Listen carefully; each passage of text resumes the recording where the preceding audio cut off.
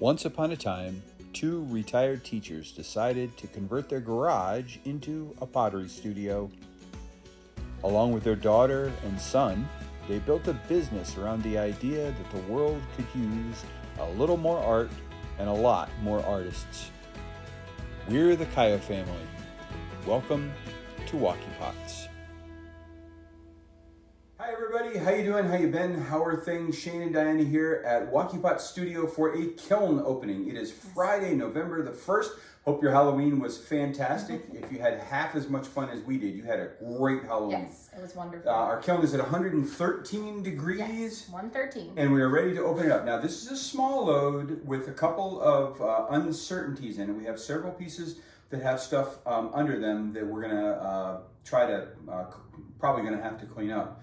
But we have several small pieces, and you'll see them when we do this. There may come a time in the video where I cut the video because I've got some cleanup to do, and you guys don't need to see all right, that stuff. That would get boring. Usually when you're taking kiln shells out and stuff, we're still talking and stuff. Yeah, it might be perfectly fine. But this is going to take a little bit longer. So we'll see. But anyway, let's open up and see what we have. All of these things will be ready to go for our event tomorrow. Yes. So we're not opening on the same day as the Yes. event, thank goodness. But we're only giving ourselves a day ahead, and it's all good. Better than it was. And I have to take a photo so that we can wear little shorts. Right. Also. So are you ready? Yes. All right. It's always a work in progress. Let's take a look. Ooh, good stuff in here. Nice. Very awesome. Okay. So I think I want to start with your teapot. Yes, and he was so worried about this because he glazed it. And he's like, it's not going to turn out nice. I'm like, yes, it will. It turned out fantastic. Oh, I love look at it. that. It's very lovely. Good little teapot. And we had, because our kilns are in such bad shape, we had to use kiln paper. And that's what this powdery white stuff is. That'll clean right off. I don't even need to use sandpaper or anything. That'll just wash off with water. But some of our pieces are going to have that on the bottom until we clean it up. And that is only honey flux over top of texture. Yep, just honey flux. I just wanted a very simple look. Yep. Wow, look at that guy. Look, he made this. It's a wheel throne, and it is honey flux with bands of iron luster. Very pretty. It's beautiful. That's really fantastic. Holy cow, that's an awesome move. Love it. Alrighty, here we have a soup bowl coming out. And this is the one I told you. This was like one of my last things that I glazed. And I just was out of ideas. So I'm like, I'm just throwing all my greens at it. So I threw all my greens at it, guys. So Love there it is. Very nice. So and this is on that speckled 225. Yes. It's not, doesn't have manganese. I said speckled 225. It's not really speckled. Just standard 225. And if you're wondering what all my greens are, there's rainforest, there's deep olive speckle, there's true celadon, there's art deco green. You threw every green. I threw every green. And this was one of the handle pullers that we just got from Diamond Core Tools, and I think I love it. I think it's fantastic. Yes. Very, very nice. Okay, now this guy appears to be, we have a big run. That guy didn't just run, he has speckled or something. We are stuck to the cookie on this, but it's beautiful. I think I can get it off with just a little light tap. I'm not going to tap it on camera because I know what's going to happen if I do. Right. It'll probably break. Yes. But what a great mug. That is fantastic. If it's only in that one spot or two spots. If it's only in that one spot, we'll be okay. We're good. I'm not going to risk it right at this moment. But what a pretty mug. That's ancient jasper, folks. And ancient jasper, if you have a textured piece, sometimes it's just all you need. You don't need a whole lot of layering. This it is looks only layered ancient itself. jasper, only and it's jasper. really pretty. Love it. Yes. Now this one is layered, and this is one of my favorites. We weren't sure what was going to happen, so we had a couple of cookies under it. But this is textured turquoise and ancient jasper, and this just is one of my very, very favorites. But I am seeing, do you see we have some pinholes? Some pinholes, I'm not sure if that'll make it or if we're going to add a refire. No, we're going to have to refire that one. I don't usually get that, so I'm wondering why I got that. I don't know. Interesting. Who knows? I'm pulling out the little rune stones. It's beautiful. It'll look good after it gets fired again. These are our rune stones. Oh yes, and you did do one of the heart trinket dishes in the honey flux when you were doing the teapot, and that looks lovely.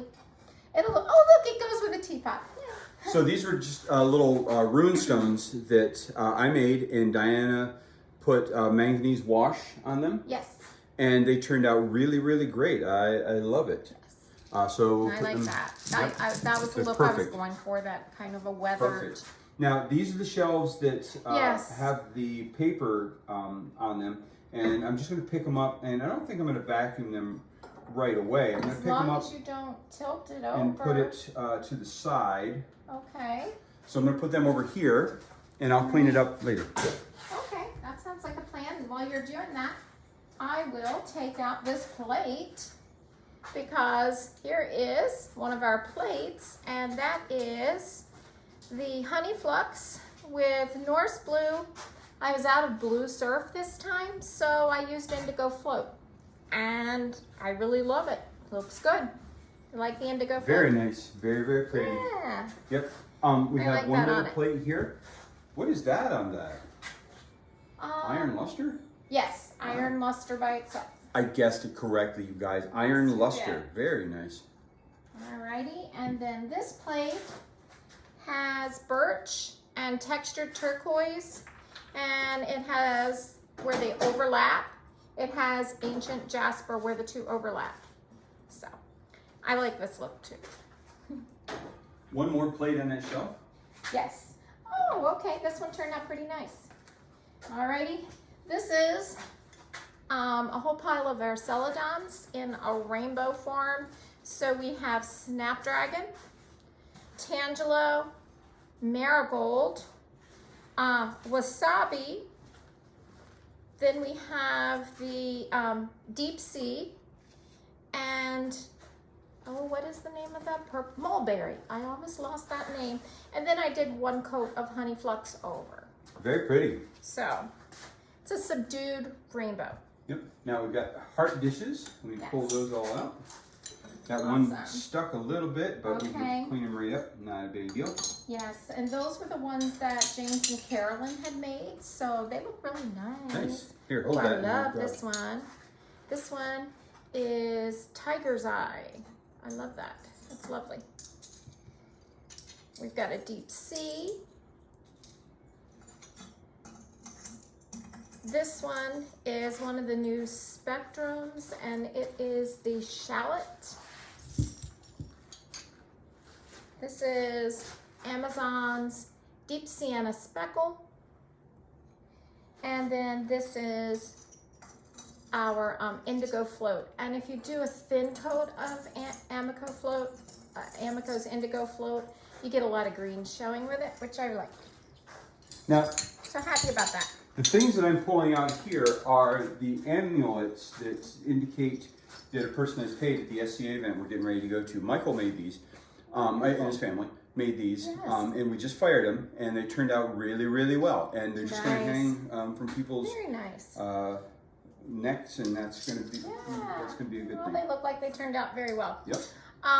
This plate has the Amico's deep sienna speckle and Amico's olive speckle, deep olive speckle.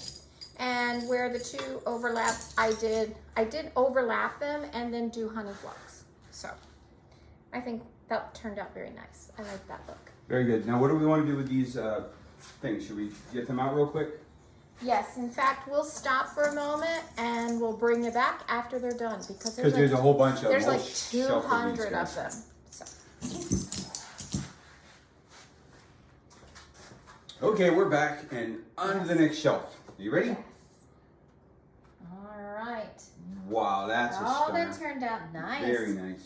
All right, you can see I was on the deep sienna speckle kick, but this is river birch on the outside, and then I have deep sienna speckle on the inside, and then I just brought it in a swoopy bit on the outside with the deep sienna speckle, and I love that. That's great.